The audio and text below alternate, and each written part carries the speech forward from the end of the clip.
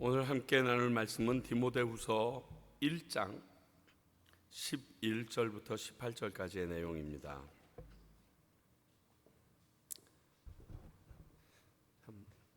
목회자들이 설교 본문을 잘 정해야 되겠어요. 그냥 순서로 설교하다 보니까 이게 감당할 수 없는 내용들이 너무 많아가지고 주제 설교가 어떨 때는 훨씬 더 유익할 때가 있는 것 같기도 합니다. 자, 디모데후서 1장 11절부터 18절까지인데 저와 여러분들이 한 절씩 교독합니다. 교인이 너무 많이 오니까 막 떨려 나 지금. 제가 먼저 11절 읽습니다. 내가 이 복음을 위하여 선포자와 사도와 교사로 세우심을 입었노라. 이로 말미암아 내가 또 이 고난을 받되 부끄러워하지 아니함은 내가 믿는 자를 내가 알고 또한 내가 의탁한 것을 그날까지 그가 능히 지키실 줄을 확신합니다. 너는 그리스도 예수 안에 있는 믿음과 사랑으로서 내게 들은 바 바른 말을 본받아 지키고 우리 안에 거하시는 성령으로 말미암아 내게 부탁한 아름다운 것을 지키라. 아시아에 있는 모든 사람이 나를 버린 이 일을 내가 아나니 그 중에는 부겔로와 허모게네도 있느니라. 원하건대 주께서 오네시브로 긍휼을 베푸시옵소서. 그가 나를 자주 격려해주고 내가 사슬에 매인 것을 부끄러워하지 아니 로마에 있을 때 나를 부지런히 찾아와 만났음이라. 원하건대 주께서 그로 하여금 그날의 주의 긍휼을 잊게 하여 주옵소서. 또 그가 에베소에서 많이 봉사한 것을 내가 잘 아느니라. 아멘. 오늘 이 내용을 복음을 위하여라고 지어봤습니다. 지난주에는 우리 부르심을 받은 자들에게 그에게 주셨던 말씀인데 사실 부르심을 받은 자나 복음을 위하여는 같은 의미로 볼 수 있습니다. 부르심을 받은 자는 복음을 위하여 쓰임을 받게 되어 있기 때문에 그렇습니다. 지난 바울은 썩지 아니하는 부활의 예수님을 소개하면서 복음의 진수를 엑기스를 말했습니다. 그리고 오늘은 디모데에게 복음을 위해서 세우심을 입은 자는 어찌해야 하는지를 말씀하고 있습니다.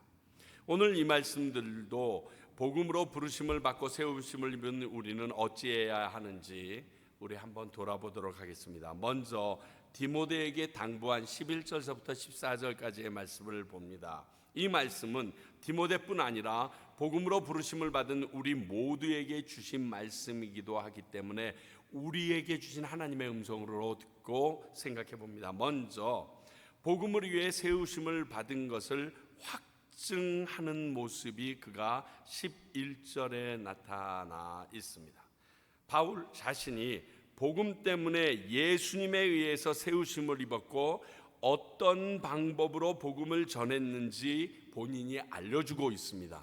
자, 본인 스스로가 세 가지의 은사와 그 직분을 가지고 했다고 했습니다. 첫 번째는 선포자. 이건 군대 용어라고 합니다. 명령어입니다. 외치는 겁니다. 가라, 서라, 멈춰라, 돌아라, 싸워라, 도망가라, 이렇게 이 선포자로서, 즉 복음을 선포하는 선포자로서 그는 살아왔다라고 이야기합니다. 하나님의 명령을 수행한 거죠.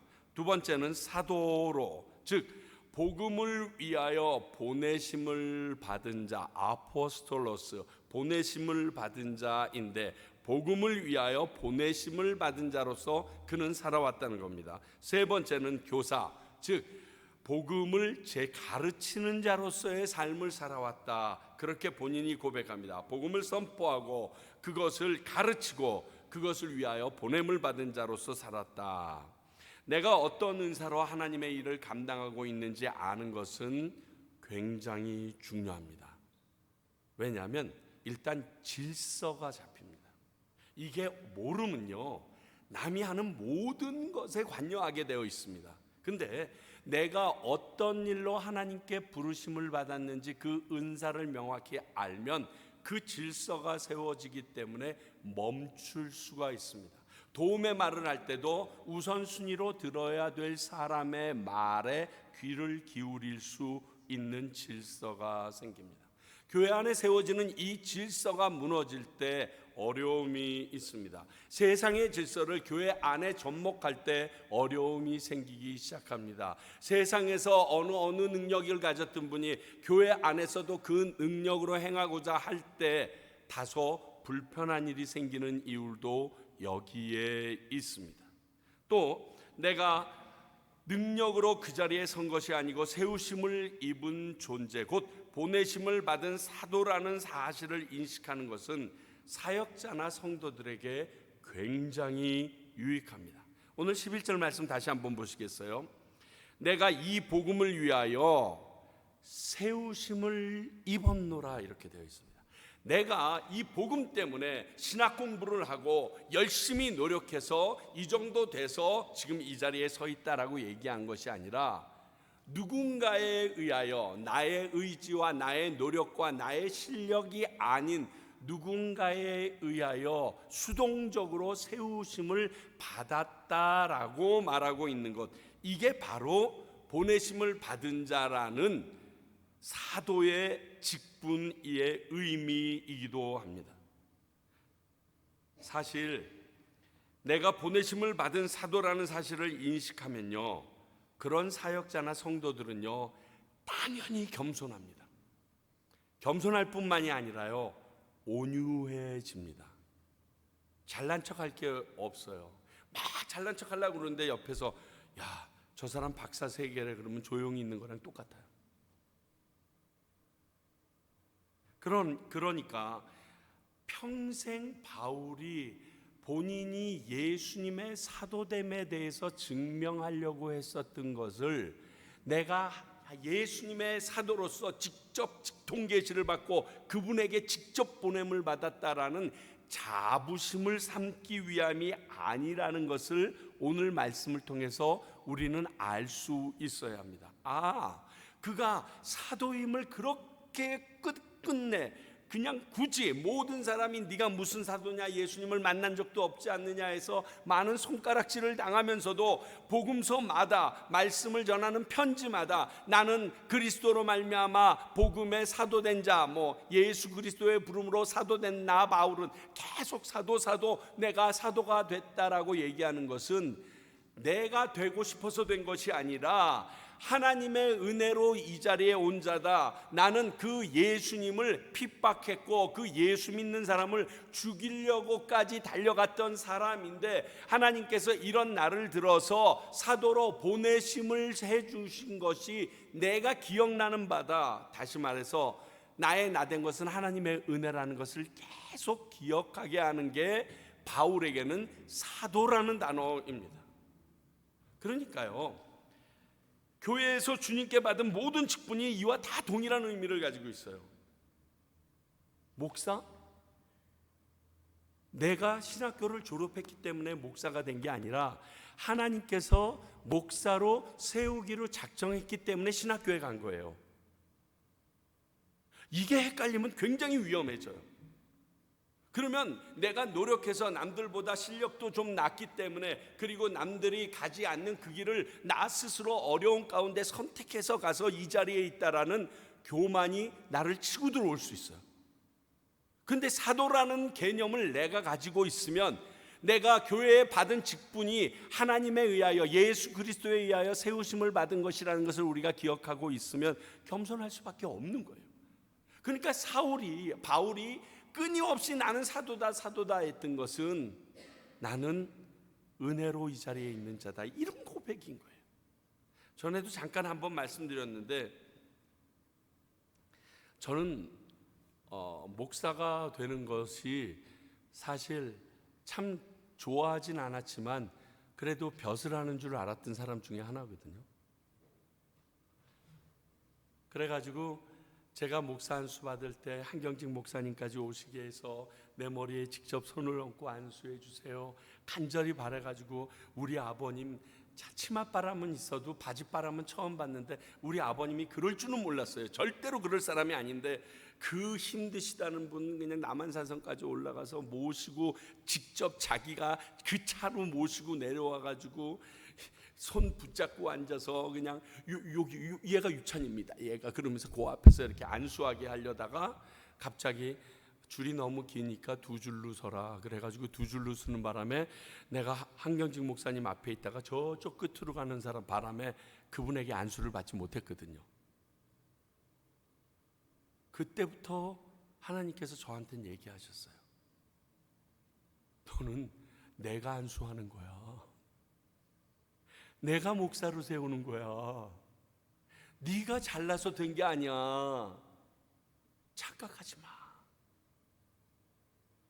그러니까 제가 뭐 신대원 나오고 자랑할 게 없어요. 나는 내 인생 자체가 어떤 드라마 뭐 간증 그 얘기를 들으니까 그분 간증을 들으면서 드라마도 이렇게 쓰면 작가들이 욕먹습니다 그러는데 그건 드라마도 아니야. 내가 지내왔던 그 하나님의 은혜에 비하면 조족지혈이에요. 제가 100이라고 그러면 그 사람은 10도 안 되는데 그 내용을 가지고 거기 있는 패널들이 놀라더라고요. 그럼 나는 뭐야?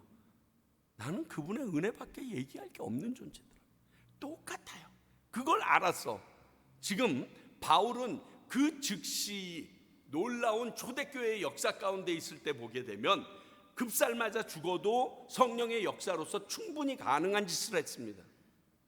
근데 그 바울을 들어 쓰셔서 하나님께서 사도라 해주셨어요. 예수님이.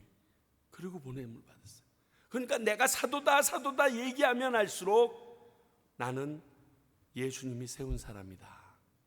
내가 원해서 이 자리에 있는 것이 아니라 그분의 은혜로 있는 거다. 그걸 고백하는 거예요.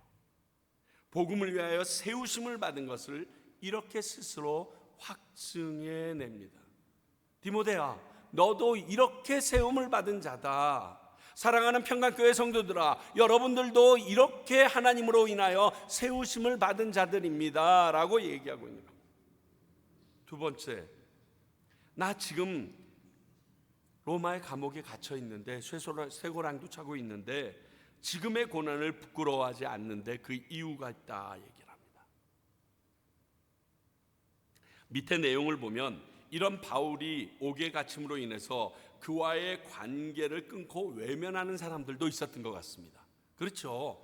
아니 바울이 감옥에 갇혔대. 야, 그런 극악무도한 죄인이야? 내지는 야, 바울이랑 괜히 같이 있다가 우리에게도 피해 입는 거 아니야? 하고서 손절할 수도 있었을 것 같습니다.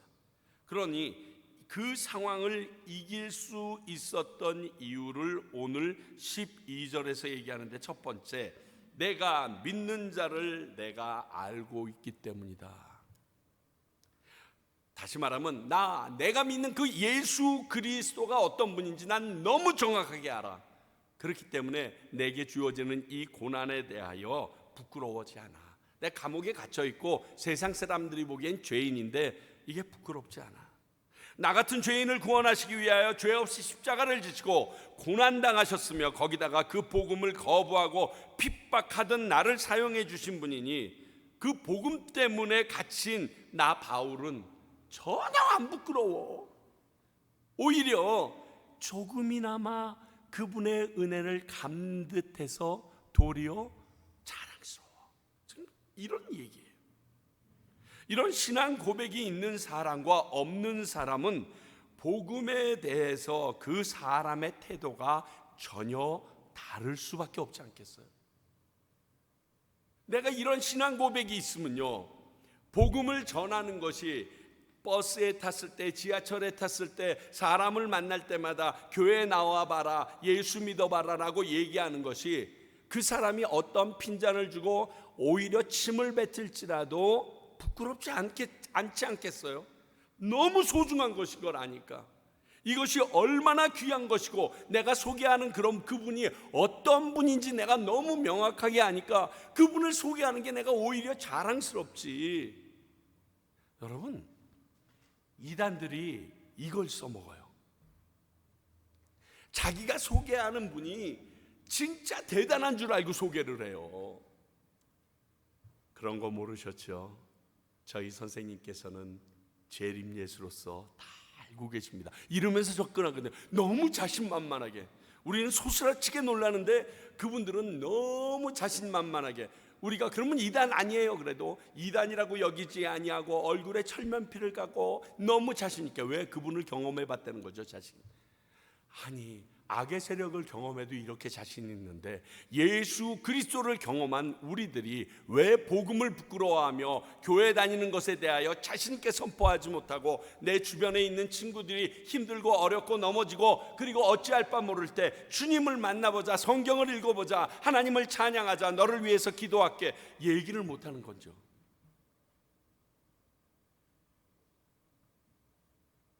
두 번째, 지금의 고난을 부끄러워하지 않는 이유를 바울은 이렇게 고백합니다. 그분이 그날까지 지키실 줄 확신하기 때문에 라고.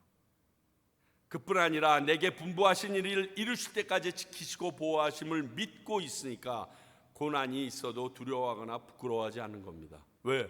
기어서라도 난 거기 도착하게 되니까, 나는 그걸 완성하게 되니까, 내가 모든 사람들에게 벌거벗은 법 당한 것처럼 창피함을 당해도 상관없어. 이 과정을 통해서 나는 그곳에 도착하게 될 것을 확실히 믿으니까. 오늘 기도하신 것처럼 그 내용이 여기 있는 거예요. 자, 사도행전 23장을 보게 되면 바울이 잡힙니다. 잡히는데 바울을 죽이기 위하여 유대인들이 40명이 먹지도 않겠다고, 바울이 죽을 때까지는 먹지도 않겠다고 달려듭니다. 그때 바울이 두려워합니다. 그때 이런 일이 있습니다. 사도행전 23장 11절. 그날 밤에 주께서 바울 곁에 서서 이르시되 담대하라. 지금 담대하지 못한 거예요. 바울이 두려워하고 있는 거예요. 40명이 자기 잡아 죽이겠다고 먹지도 않고 덤비니까요. 네가 예루살렘에서 나의 일을 증언한 것과 같이 로마에서도 증언하여야 하리라 하시니라. 이때 각성합니다. 응? 로마에 간다고? 아직 로마에 못 갔는데 그럼 로마 갈 때까지는 나는 살겠네? 그럼 저 40명은 헛짓거리하고 있는 거네. 지금 이거예요. 이렇게 하고서 그가 로마로 배를 타고 갑니다. 유라굴로 광풍이 붑니다. 가지 말자고 그랬더니 가는 바람에 배가 산산조각이 나게 생겼습니다. 온 사람들이 짐을 다 버리고 우리가 살지 못할 것 같아서 그 모든 어부들도, 그러니까 그 선원들도 도망가려고까지 하는 것을 간신히 백부장을 시켜서 잡아놨습니다. 그리고 그들에게 안심하라고 얘기는 했는데 불안합니다. 그때 사도행전 27장 24절에 또 주님이 말씀하십니다. 바울아 두려워하지 말라. 두려운 거예요. 배가 깨져나가는데 어떻게 안 두려워요? 선원들이 도망갔다는 것은 배를 살릴 수 없다라는 그들의 경험을 통해서 나온 증거거든요. 그러니까 두려운 거예요. 내가 가이사 앞에 서야 하겠고 또 하나님께서 너와 함께 항해하는 자를 다 내게 주셨다 약속하셨으니. 꿈속에서 나와서 이렇게 말씀하셨다는 거예요.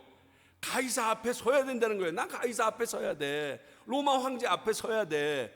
그러니까 이 폭풍이 일어도 우리 안 죽어. 하나님이 그렇게 말했어. 이 경험이 그에게 있어요. 지금 이 디모데 후서를 쓰고 나서 약 2, 3년 후에 그는 참수당하여 죽습니다. 그 죽음의 아주 문턱에 서서도 그가 부끄러워하지 않고 그리고 오히려 담대했던 것은 아직 내가 가이사를 못 만났어. 내가 네로 앞에서 아직 복음 못 전했어. 시저 앞에서 복음을 전하지를 못했어. 그러면 하나님의 약속이 이루어질 때까지 내가 이곳에 살아있으리라는 확신이 있는 거예요. 이게 그분의 약속입니다. 이것을 믿고 있었던 사람이 바울입니다. 아까 기도에 말씀하신 것처럼 마태복음 28장 20절, 내가 너희에게 분부한 모든 것을 가르쳐 지키게 하라. 볼지어다 내가 세상 끝날까지 너희와 항상 함께 있으리라 하시니라. 이게 마태복음 제일 마지막 말씀이에요. 제일 마지막 말씀이 우리에게 약속이에요. 내가 세상 끝날까지 너희와 항상 함께 있으리라. 이 약속이 지금 우리에게도 지속되는 약속입니다. 그래서 우리가 들은 그 복음과 가르침을 두려워하지 말고 부끄러워하지 말고 전해야 하는 것입니다. 그런 사람만 주님의 보호하심을 적절히 경험하시게 됩니다. 성경은 또 이렇게도 얘기합니다. 네가 나를 부끄러워했어? 나도 그날 너 부끄러워해야 할 거야. 네가 나를 모른다고 했어? 내가 그날 너 모른다고 할 거야. 제발 그러지 마세요. 여러분들은 제가 나 모른 척했고 제가 나에게 핀잔을 줘서 나도 미워하는데 당연하게 여기면서 왜 하나님은, 예수님은 내가 예수님을 모른 척하고 예수님에 대해서 증거하지 못했던 우리들에게 모른 척하면 서운해 하십니까? 그러니까 내가 그분을 인정하면 그날까지 내가 두려워할 건 없는 거예요.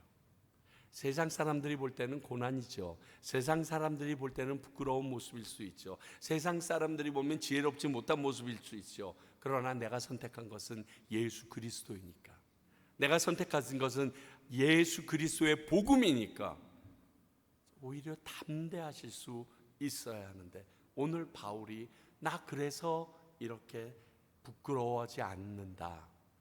디모데, 너 거기서 지금 사역하면서 너무 힘들지? 그리고 사방에서 에워싸고 공격하고 또 여러 가지 일이 생길 때마다 창피하게 느끼지? 그럴 필요 없어.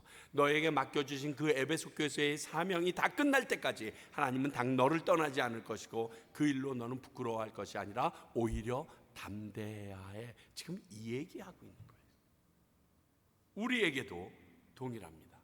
그리고 거기다가 13절 14절을 통해서 디모데야 이거 꼭 지켜야 돼 라고 두 가지를 얘기해 줍니다. 먼저는 바울에게서 들은 말, 바른 말이라고 되어 있습니다. 그런데 그것을 이렇게 수식하고 있죠. 그리스도 예수 안에 있는 믿음과 사랑으로 전한 말.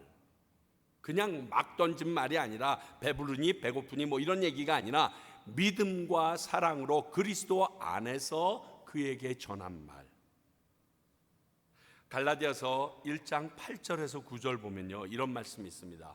그러나 우리가 혹은 하늘로부터 온 천사라도 우리가 너희에게 전한 복음 외에 다른 복음을 전하면 저주를 받을지어다. 우리가 전에 말하였거니와 내가 지금 다시 말하노니 만일 누구든지 너희가 받은 것 외에 다른 복음을 전하면 저주를 받을지어다. 바울을 잘 모르는 사람들이 들으면요, 바울이 굉장히 독선적이라고 할 만큼 자신이 전한 복음만 너무나 확실하다라고 얘기하는 것 같습니다. 그렇죠? 뭐 자기가 전한 복음만 다야?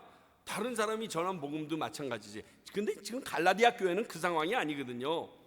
지금 거짓 선지자들이 들어와서 너희들 바울이 전한 복음 맞아, 다 좋은데 그것만으로 온전하겠니? 생각해봐라. 우리같이 할례 받은 자들은 그러면 그것보다 더 많이 나갔는데 하나님이 더 기뻐하지 않겠니? 그러니까 그 정도로 안 되고 한 걸음 더 나가서 할례도 지켜야 되고 율법도 지켜야 되고 이것을 다 지키면 더욱더 하나님께서 너희들을 구원하시는 걸 기뻐하실 것이다.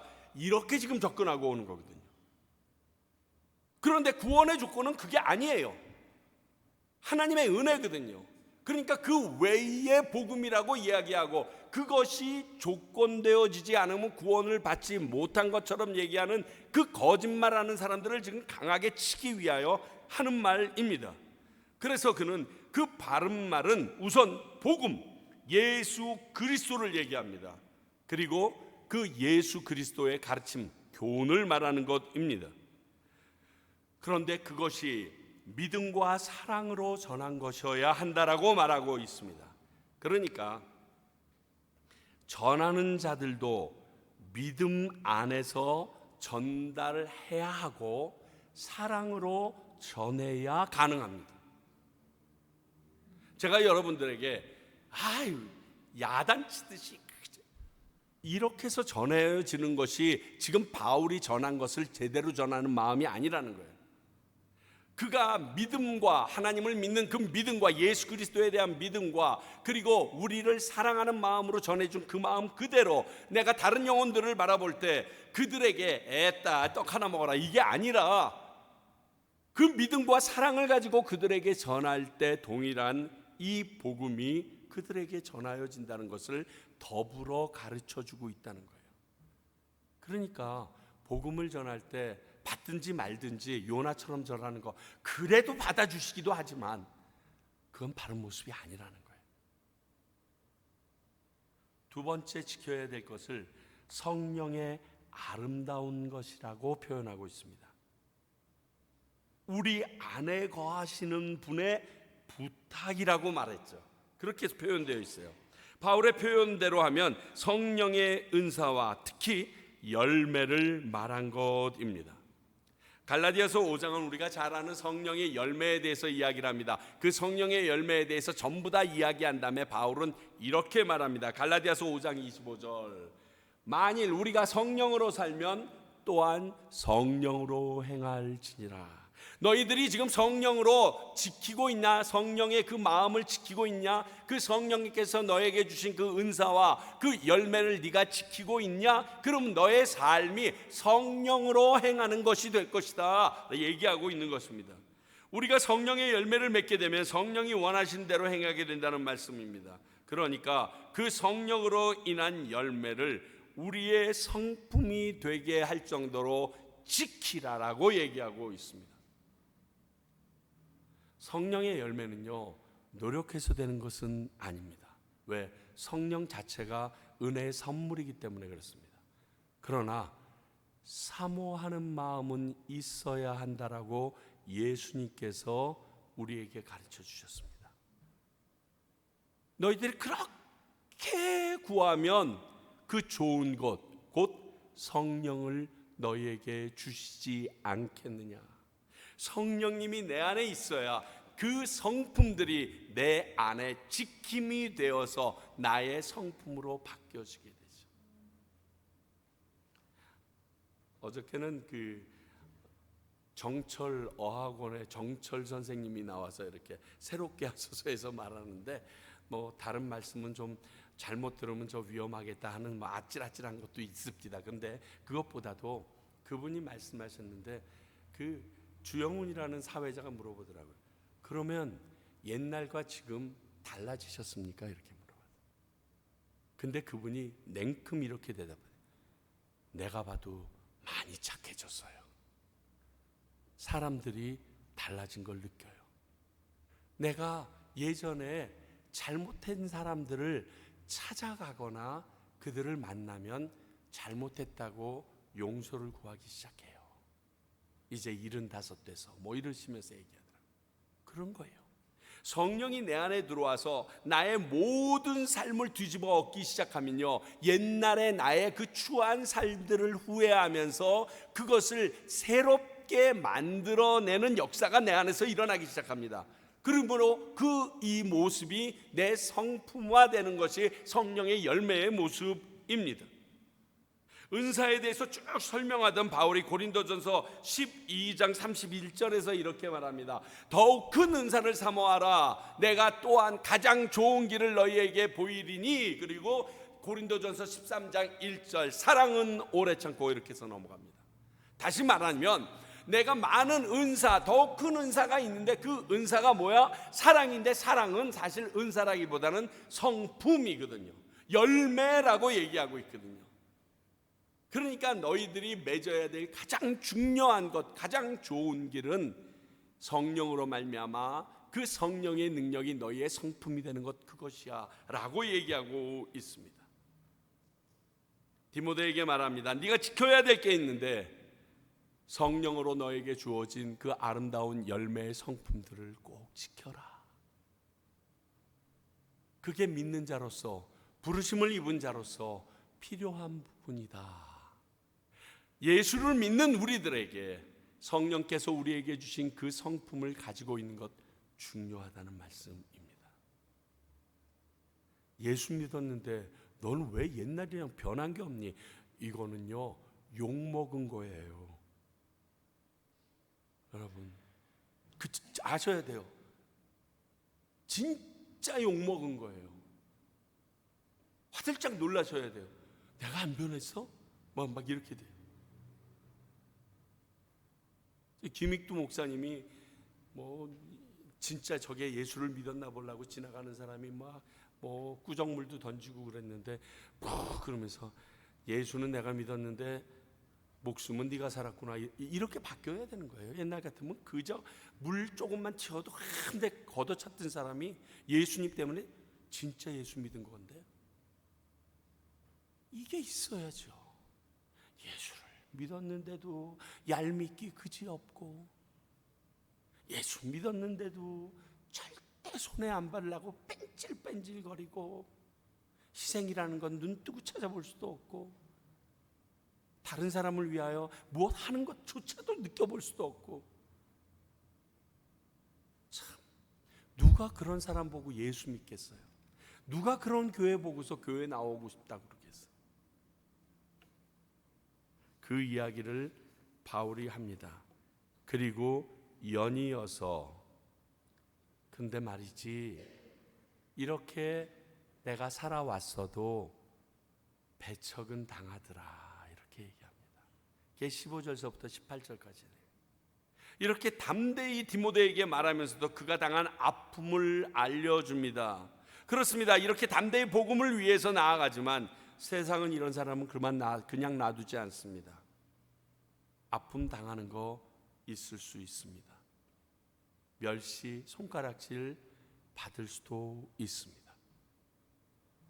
그 첫 번째가 모든 사람이 바울을 버리고 떠나갔다라고 고백합니다. 아마 이것은 약간 과장이 있는 것은 모든 사람은 아닐 거예요. 그러나 이렇게 표현할 정도로 아시아에서 복음을 전했던 성도 중에 대다수가 그를 버리고 로마에 이렇게 갇혀 있을 때 그를 돌아보지 않았던 것은 확실합니다. 당시 바울을 떠난 이유는 아까도 말했지만 그들도 바울과 같이 피해를 입을까 해서 손절하는 겁니다. 당시 네로 황제가 가지고 있었고요. 네로 황제는 그 로마에 큰 불이 일어난 것을 기독교인들의 소행으로 잡아서 다 잡아 죽이기 시작했던 그러한 시저였습니다. 그런 황제였습니다. 그러니까 너 바울이랑 친했어 해서 덤탱이를 쓸 가능성은 너무 높은 확률이 있어요. 그런 상황에서 바울을 외면하고 도망갈 수 있죠. 어쩔 수 없는 거예요.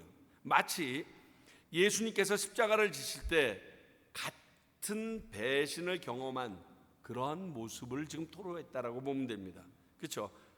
요한복음 16장에서 오병이어의 기적이 일어납니다. 오병이어의 기적이 일어날 뿐 아니라 제자들을 보내고 나서 예수님께서 무리를 쫙 걸어서 오잖아요. 그리고 사람들이 많이 모여 있습니다. 근데 그 사람들이 많이 모여 있는 가운데 떡 가지고 막 논쟁이 일어나니까 내가 떡이다 뭐 이런 얘기합니다. 그랬더니 있는 사람들이 너무 어려워, 저걸 어떻게 이해하지? 그리고 사람들이 그때부터 떠나기 시작했다라고 성경은 기록합니다. 그때 예수님이 이렇게 말합니다. 제자들에게 너희도 떠나려느냐, 너희도 가려느냐. 그때의 심정을 알겠다는 거죠. 뿐만 아닙니다. 겟세마네 동산에서 예수님이 붙잡히십니다. 입었던 혼입을까지 다 벗어던지고 알몸으로 도망갔던 게 당시 제자들의 모습입니다. 결국 십자가 위에 있을 때 요한 외에는 모든 제자들이 그에게서 도망가 다락방에 숨어서 문 잠그고 두려워에 떨고 있었어요. 그 모습을 오늘 바울이 경험했다라고 얘기하는 것입니다. 차라리 모르는 사람이 욕하고 다니면요 지나칠 수 있어요. 모르니까. 근데 나와 함께 있고 더불어 지지하던 사람이 뒤통수 때리면요, 여러분 돌아요. 당해보셨죠? 인생을 살면서 배신 한번 안 당해보시면 참 인생이 재미가 없습니다. 이건 막 뚜껑이 열리고요, 혈압이 200이 300도 치고 그때 쓰러져 죽을 수도 있어. 근데 예수님은 그 배신의 극까지 가서 죽여버려. 그러니까 여러분, 이러한 처절한 배신을 당했을 때 누구에게 찾아가면 제일 우리의 마음을 잘 알아주실까요? 예수님한테 찾아가세요. 그래도 우리는 배신은 당했지만 우리 십자가에 달아 죽이지는 않았잖아. 죽음에 임박한 바울 주위에 그의 복음과 가르침을 들었던 이들이 떠난 것입니다. 복음을 위하여 세움을 입은 자들에게 있을 수 있는 고난입니다. 여러분 이거 기억하셔야 됩니다. 기억하고 계셔야 됩니다. 그래야 이러한 어려움이 있을 때 예수님도 바울도 우리의 신앙의 선배들도 이런 길을 걸었지 하고 내가 이겨낼 수 있는 근거가 됩니다. 그 이야기를 합니다. 그런데 다 그런 건 아니었던 것 같습니다. 그 와중에 힘이 되는 오네시보로라는 사람이 있었던 것 같습니다. 그런 오네시보로가 주님께 긍휼을 입게 해달라고 앞뒤로 2번이나 간절하게 기도합니다. 하나님, 다른 사람 몰라도 오네시보로는요, 하나님 엄청 복 주세요. 기억해 주세요. 긍휼이 계속 2번이나 똑같은 문장을 2번이나 이야기합니다. 저희 오네시보로라는 이름의 뜻을 보니까요, 유익을 가져오는 자다 이런 뜻이에요. 도움을 가져오는 자다 이런 뜻이래요. 근데 우리가 성경에 비슷한 이름 하나 알죠? 오네시모. 오네시모라는 이름은요, 유익한 자다 이런 뜻이거든요. 근데 이 오네시보로라는 사람이 동일 인물이 아닌 것이 이렇게 해서 드러납니다. 근데 이 오네시보로라는 이름은 참 잘 져진 것 같아요. 이름값을 합니다. 우리 그런 얘기 많이 듣죠. 이름값도 못해, 이름값 하네. 이름값 좀 하면서 삽시다. 끝둥이는 아니잖아요, 우리 이름이. 그러니까 자, 근데 이 오네시보로가 어떻게 그에게 힘이 됐는가? 17절, 부지런히 찾아왔대요. 많은 사람들은 자꾸만 거리를 두려고 하는데 오네시보로는 부지런히 찾아왔대요. 남들은 두려워 피하던 로마의 감옥에까지 바울을 찾아옵니다. 당시 네로 왕자의 성품을 보면 그 결과 자신에게도 불이익이 있을 수 있는데도 찾아옵니다. 여러분, 사랑하는 형제가 성도가 힘들 때요, 무슨 말이나 그 일을 해결해 주기 위해서 막 노력하기보다요, 그냥 그 사람 옆에 같이 있어만 주세요. 제가 경험해 보니까요, 어떨 땐 말하면 짜증이 나. 욥 아시죠? 세 친구 와서 열심히 얘기합니다. 뭐 틀린 말 얘기한 건 아닌데 욥의 경우에는 안 맞았어요. 나중에 하나님이 열받아서 내려와서 얘기하잖아요. 야, 쓸데없는 소리들 하고 앉아있네. 그러니까요, 그냥 가만히 옆에 있어만 줘도 은혜가 되더라고요. 아버님께서 진짜 심장마비로 갑자기 이른 나이에 돌아가셨어요. 근데 이제 그러다 보니까 갑자기 아버님들 연배 중에서는 저희 아버님이 굉장히 일찍 돌아가시게 된 거예요. 저희 친구들 중에서. 근데 친구들이 이제 막 아직 유학 가기도 전 어떤 아이들은 갔다 막 지금 강사짜리 하고 막 이렇게 있는데 저희 장례식장에 제 친구들이 이렇게 쭉 모였어요. 교회장으로 치르는데 5일장을 치르는데 얘네들이 저녁 한 9시 반, 9시쯤 되면 저녁을 먹고 4명, 5명이 남자애들이 다 와요. 그리고 앉아가지고 아무것도 안 하고요. 저희들 너무 피곤하잖아요. 찬송가 부를 수 있는 한 10몇 장서부터 마지막 600 몇 장까지 자기네들끼리 4부로 쫙 계속 불러줘요. 그 다음 장 그리고 4부로 부르고. 저는요 듣다가 너무 힘들어서 잤어요. 근데 그러다가 우리 거기 유족들이 다 잠들면 가고 그 다음날 와서 또 찬양 불러주고 그러고 가고 또 찬양 불러주고. 얼마나 위로가 되는지 몰라요.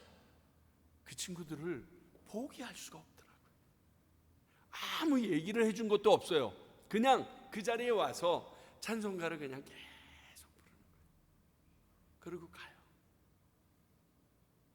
자다가 내가 일어나면 야, 일어나니 물 저 위에 있다 마셔라. 그리고 그 말 물 마시고 또 쓰러져 자면 또 찬송가 자기들끼리 부르고. 여러분, 부지런히 찾아가는 게 참 큰 위로가 됩니다. 제발 가서 이건 하지 마시고요, 그냥 찾아만 가세요. 혹시 남편이 돌아가셨는데 가면 그냥 가서 부엌 설거지 해주고 청소만 해주시고 오면 돼요. 아무 말도 하실 필요 없어요. 저 친구가 나와 함께 한 공간에서 호흡하고 있네. 그거로 위로가 되더라고요. 두 번째 16절 보니까 바울을 자주 격려해 줬다라고 표현합니다. 아마 찾아온 이유가 이런 배척과 외로움 가운데 격려하기 위함이었을 겁니다. 아니, 그런 의도가 없었어도 바울은 내가 격려를 받았다고 생각합니다. 여러분, 이거 되게 중요합니다. 제가 제 아내한테 제일 많이 욕먹는 건데요, 내가 사랑한다 사랑한다 하고 표현을 하는데 아내는 그게 사랑이라고 느껴지지 않으면 사랑이 아닙니다. 나는 열심히 격려한다라고 찾아갔는데 그게 격려가 아닐 수가 있어요. 근데 이 오네시포로라는 사람은 바울을 열심히 찾아갔고 바울을 어떻게 했는지 모르는데 바울은 그것을 격려라고 인정했어요. 이러한 격려가 우리 안에 있어야 됩니다. 이게 거짓으로 말함이 아니라 참으로 잘한 일이라고 말해줬는데 격려가 됐을 겁니다. 바울 선생님, 당신이 지금 감옥에 갇힌 건요, 하나님의 일을, 예수님의 말씀을 증거하다 들어가신 겁니다. 그러므로 세상 사람들은 뭐라고 얘기할지 몰라도 하나님이 보시기에는 멸류관 받으실 일입니다. 어떠한 어려움과 심지어 죽음 앞에서도 자신 있으셔야 됩니다. 왜? 그런 일 하신 겁니다. 그 모습 아니겠어요? 세 번째 16절, 바울을 부끄러워하지 않았다라고 바울은 봤습니다. 이로미로와 앞에 말한 부겔로와 허모게네는 이렇게 감옥에 갇힌 바울을 부끄러워하면서 신변의 안전을 위해서 다른 사람에게도 거리를 두라고 얘기하고 다녔던 것 같습니다. 여러분, 하나님 앞에 부끄러움이 없는 사람으로 내 주변에 있는 친구들이나 가족을 만드는 것 참 중요합니다. 주기철 목사님 사모님이신 오정모 사모님은요, 그 오랜 동안 주기철 목사님이 고문을 당할 때 사모님을 부릅니다. 일본 순사들이 남편도 부르고, 남편은 들어와 있으니까 자식들도 부릅니다. 남편과 자식이 보는 앞에서 일본 순사들이 차례대로 성폭행을 하면서 성적으로 그를 고문합니다. 그런데 여보, 얘들아, 신경 쓰지 마, 아무것도 아니야. 그분이 마지막 목사님을 면회하는 자리에서 이렇게 목사님이 한 말씀 하셨대요. 나 따뜻한 숭늉 좀 마시고 싶어. 너무 추워가지고. 그러니까 평양이라는 데가 그렇잖아요. 거기다가 솜 옷을 입었는데 그 솜 옷에 고문을 하고 나서 물을 끼얹으면 그 솜 옷에 그 물들이 얼어서 살을 찌르는 데입니다. 그러니까 너무 추워서 따뜻한 숭늉 하나 마시고 싶다고 그러는데 사모님이 당신은 승리하셔야 합니다. 결탄코 살아서는 이 붉은 문 밖을 나올 수 없습니다. 얘기하고 딱 돌아서서 가십니다. 그리고 5시간 뒤에 돌아가십니다. 왜 그러셨을까요? 목사님을 사랑하지 않아서? 아니에요. 그 목사님이 부끄러운 목사로 기억에 남지 않게 되길 바라는 아픈 고통이에요. 정말이에요. 그래서 그 목사님의 장례식장에 입관 예배 때 많은 사람들이 모여서 통곡을 했겠죠. 산정형 교회 교인들이 다 모여서 통곡을 했겠죠. 그 울고 우는 그 모습 가운데 사모님이 일어나서 이렇게 말씀하시더래요. 여러분, 지금은 울 때가 아닙니다. 여러분, 지금은 기도할 때입니다. 그 사모님의 그 모습으로 인하여 주기철 목사님이 부끄럽지 않은 삶을 살았다는 것을 확인받게 되어집니다. 바울을 부끄러워하지 않았다는 것은 오네시보로 인하여 복음 때문에, 예수님 때문에 감옥에 갇힌 그 죽음 목전에 있는 바울이 부끄럽지 않은 존재라는 것을 만천하에 드러나게 하는 놀라운 사건이었어요. 우리들도 이 다음에 하나님 앞에 이런 부끄러움 없는 모습으로 서야 하지 않겠습니다? 이 땅에서도 믿는 자로서 부끄러움은 좀 없어야 되지 않겠습니까? 예수 믿는 이 말은 좀 듣지 말아야 되지 않겠어요? 마지막까지 나는 예수가 누군지는 모르지만, 믿음이 뭔지 모르지만, 쟤는 진짜 예수 믿는 놈이었어, 이 말은 듣고 우리가 살아야 되지 않겠습니까? 마지막으로 18절에 이런 오네시포로를 향해서 교회를 많이 섬긴 사람이다, 에베소를 해서 많은 일을 한 것을 알고 있다, 이건 에베소 교회까지 가서 열심히 교회를 섬긴 사람으로 얘기합니다. 이게 진짜 되게 중요합니다. 어떤 사역자를 열심히 섬기는 사람이 교회를 섬기는 데 등한시하는 경우가 간혹 있기 때문에 그렇습니다. 그 영적인 지도자를 섬김으로 교회 봉사를 대신하는 듯한 경향이 있기 때문에 그렇습니다. 그러나 하나님의 사람을 섬기는 일과 교회를 섬기는 것은 같은 듯 다른 일임을 알아야 합니다. 이건 균형이 필요해요, 여러분. 하나님의 사람을 섬기는 것과 하나님의 교회를 섬기는 것에 이 균형을 잘못 잡게 되면, 이게 혼동되면요, 하나님이 아닌 사람을 섬기는 이단이 아닌 이단이 되게 됩니다. 저는 이런 경우를 참 많이 봅니다. 그로 인하여 내가 평범한 사람이었는데 하나님인 줄 착각하게 만든다니까요. 조금은 다르지만 이런 경향이랑 비슷합니다. 선교단체를 열심히 섬기기 시작하면요, 이 선교단체를 섬기면서 내가 다니던 교회 공동체를 굉장히 우습게 볼 경우가 생기기도 합니다. 보통 젊은 사람들에게, 그리고 처음 선교단체의 그 강한 결속력을 경험하는 사람들이 이런 경우가 있어요. 그래서 가만히 보면, 우리 교회는 왜 이렇게 찬양이 은혜가 안 되고, 목사님도 설교가 은혜가 안 되고, 장로님들도 나와서 창세기서부터 요한계시록까지 얘기하고 이따운 얘기들을 해요. 그리고 간혹 잘못된 선교단체 리더십들은 교회가 지금 잘못되어 있으니까 하고서 그저 그냥 쳐내기 바빠요. 여러분, 바보예요. 수많은 선교단체에 수많은 사람들이 다 교회에서 자원해서 나왔습니다. 그 선교단체가 운영되어지는 모든 자금과 모든 비용이 그 선교단체에 있는 학생들이 앵벌이해서 아니에요. 교회 공동체를 통해서 들어옵니다. 다시 말하면 선교단체라는 것은, 하나님의 사람이라는 것은 하나님께서 허락하신 그 교회의 공동체를 더욱 하나님의 것 되게 만들라고 주신 소스들이에요. 근데 거기에서 나는 빠져나와서 내가 더 나은 것처럼 생각하면 참 어리석은 거랑 똑같아요. 하나님의 사람을 섬기는 것, 좋은 마음으로 섬기는 거 압니다. 그런데 그 하나님을 섬기는, 하나님의 사람을 섬기는 것을 교회를 통해서 섬겨도 그렇게 갑니다. 여러분, 하나님을 믿어야죠. 내가 교회에다가 헌금을 합니다. 내가 교회에 목사님에 대한 필요를 알든지 모르든지 헌금을 합니다. 그러면 그 교회가 그 목사님이나 그 사역자를 위하여 필요한 만큼 제공해 줄 것이라는 믿음을 가지고 해버려야죠. 왜 내가 직접 하려고 그래요? 내가 반짝반짝 받으려고? 그러실 필요 없으세요. 다 그 길을 통해서 이루어져야 됩니다.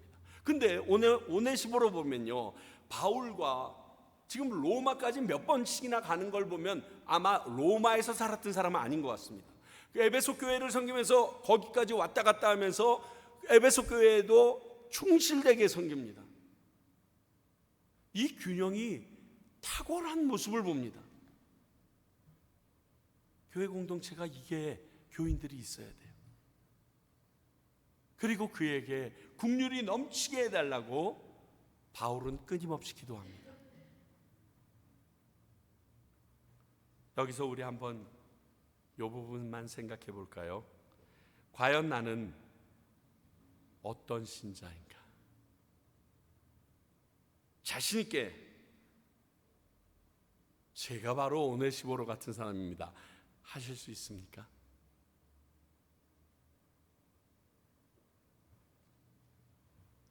디모데에게 자신의 고통과 아픔과 그리고 자신을 아름답게 섬겨줬던 사람의 이야기를 하면서 너가 교회의 성도들을 어떤 방향으로 양육하고 가르쳐야 될지를 암암리에 알려주고 있습니다. 교회 공동체의 성도들은 이러한 믿음과 이러한 신앙과 이러한 삶을 통하여서 함께 나가야 되는 거다. 이러한 사람들을 세우고 양육하는 일이 디모데, 네가 에베소 교회에서 해야 될 바로 그 일이다. 사랑하는 평강교회 우리 성도들이 받아야 될 그리고 행해야 될 일이라고 말씀하고 계십니다. 사랑하는 성도 여러분, 정말 하나님께서 뻑갈 정도로 기뻐하시는 교회가 됐으면 좋겠어요. 다른 얘기 듣지 말자고요. 누가 뭐라는 얘기 그거 중요한 게 아니라 정말 좀 과테말라 평강교회 같기만 해라 좀. 좀 이 말 좀 듣는 교회가 됐어요. 걔네들처럼만 살아봐라. 걔네들이 잘난 척하니. 그런데 얼마나 좋니? 하나님께서 주시는 이 말씀이 저희 교회와 여러분들에게, 저에게 큰 약이 되길 소원합니다. 기도하겠습니다. 하나님, 마지막을 앞둔 바울이 사랑하는 디모데에게 에베소 교회를 의탁하면서 어떻게 양육해야 될지, 어떠한 믿음으로 담대히 나가야 될지 하나하나 높아심을 가지고 알려주는 모습을 봅니다. 이미 죽은 바울이 이곳 과테말라에 있는 평강교회 성도들에게 디모데에게 했듯이 우리에게 전해주는 하나님의 음성으로 믿습니다. 아버지요, 듣고 지나쳐버리지 않게 하시사 성령님께서 이 말씀이 기억나게 하시고 이 말씀대로 살아가는 주의 백성들 되게 하여 주시옵소서. 지금은 우리 주 예수 그리스도의 은혜와 하나님 아버지의 사랑과 성령님의 역사하시고 말씀이 기억나게 하심이 정말 하나님이 원하시는 아름다운 교회로 이끌어가길 원하는 주님의 귀한 백성들 위에와 그리고 그것을 위하여 30년 전에 세워주신 평강교회와 그리고 지금도 그 뜨거운 마음으로 복음을 전하시는 선교사님들 위해 이제로부터 영원히 함께 하시기를 간절히 축원하옵나이다. 아멘.